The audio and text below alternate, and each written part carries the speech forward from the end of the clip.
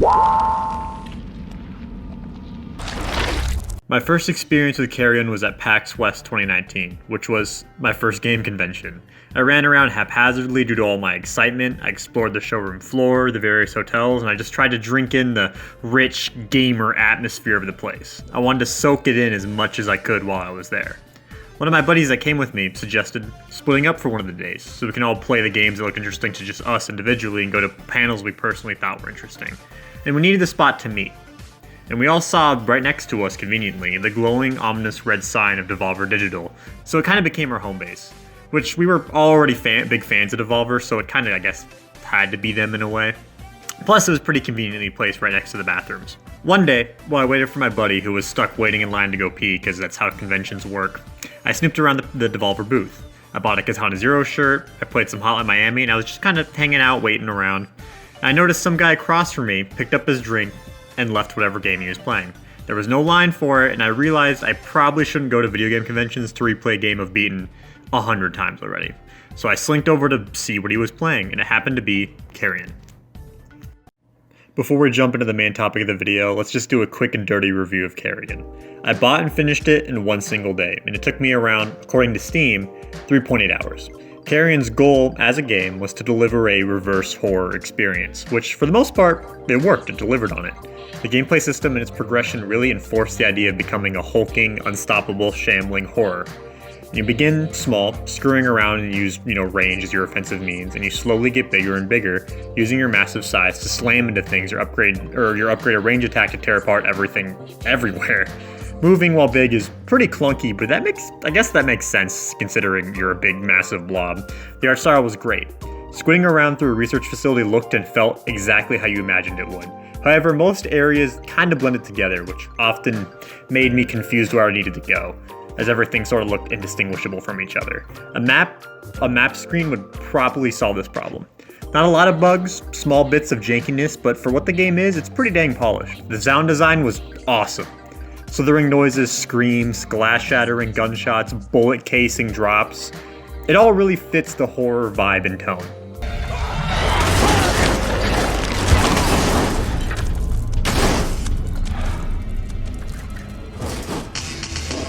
The OST is what you expect from a horror game. That's certainly not bad. The menu design is functional, and I really like how you have to read the news bulletins as hints to where to go next. But the story is very bare bones, and it's pretty open to interpretation, and it really doesn't add much to the overall experience. I did really like the ending, though. I think horror games and horror concepts should end on an ominous and unnerving note. So, you'd be playing Carrion for the gimmick of it's a reverse horror game. It's not going to change your mind about the medium of games and their potential and what they can do, but it's very much worth taking an afternoon to play through it if you're interested in it. Alright, now here's the main topic.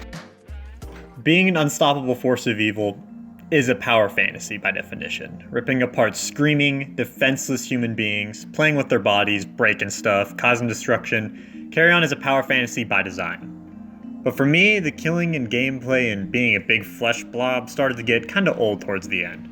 The game thankfully doesn't overstay its welcome as it is fairly short, and it does mix up combat encounters with mechs, turrets, and drones. But I'd still say maybe a little less than half of everything you fight in the game is just running away from you. You don't have to kill them, sure, and it is pretty fun messing around with the fleeing sacks of flesh at first. But eating the defenseless humans is the only way to heal mid-combat, and the novelty begins to wear thin. Most power fantasies do not have just defenseless enemies for the majority of their combat, for the reason that once the novelty wears off, it can get boring rather quickly. Exerting your power on a defenseless AI can only get you so far in terms of meaningful player engagement. There must be gameplay systems that interact while still making the player feel powerful. To me, there are two different kinds of power fantasies. For the first, let's look at Halo, per se. Grunts will run from Master Chief because they're scared of him when he kills the elites, when they spook them, when they, Master Chief hits them in the back of the head and they wake up, or they're the last line of defense, they're the last aliens alive, so they run away. Master Chief, or the player, is significantly stronger than the grunts. So I can feel good when I bonk them on the head when they're running away, or just how they run from you after pulling off a tough firefight with the elites and jackals. It feels good to wipe up the enemies that used to be a threat and attack me. Another example, Doom 2016 and Doom Eternal are games about literally ripping and tearing through the demon hordes of hell. You shoot up demon baddies, run up to them, and rip them apart with your bare hands limb from limb. That's power right there, and it's pretty sweet. That is a power fantasy.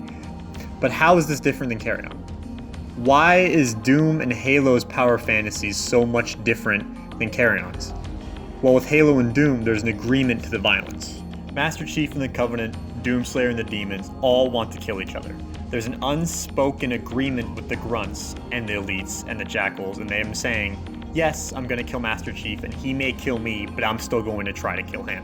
However, they, at least particularly the grunts, resort to fear once they realize how actually powerless they are before him. This creates this sense of power from the player, realizing they have won both out by outplaying the grunts and the Covenant and by beating them psychologically, i.e. power fantasy. You played so good, you killed all of the hard enemies, now the weaker ones are running because of how good you are as a player. Same with Doom, but in a different degree. While the enemies never run away from you in Doom, they are still trying their best to kill you. Demons don't care about dying, they care about beating the Doomslayer. And the Doomslayer agrees with these terms.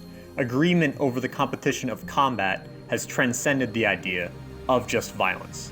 So when the Doomslayer wins, ripping apart demons, ripping off arms, poking out eyeballs, shooting legs, whatever, it means the player wins too, and they feel great to have bested the hard opponents in combat by just proving they are better than them, which is a power fantasy by definition again. But those are just examples of the first type of power fantasies. The second type is a little trickier to distinguish.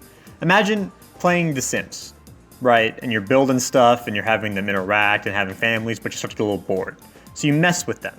You know, making them miserable, making them swim around in pools, taking out their ladders, making them unhappy, setting stuff on fire. You're playing God, right? Imagine when you quick save in games like Fallout or Skyrim and you wipe out the entire town you're in, murdering everybody. Once you kill all the guards and soldiers and people who fight back, all that's left is the stragglers who crouch around and hide and they just yell, "This is hopeless," and they freak out over and over again, right? This is the second kind of power fantasy, inflicting whatever you want on the helpless AI. It's like when you injure someone enough in The Last of Us to trigger them pleading for their life and begging for you not to kill them, except imagine they never tried to fight you. They're just begging and pleading to go away.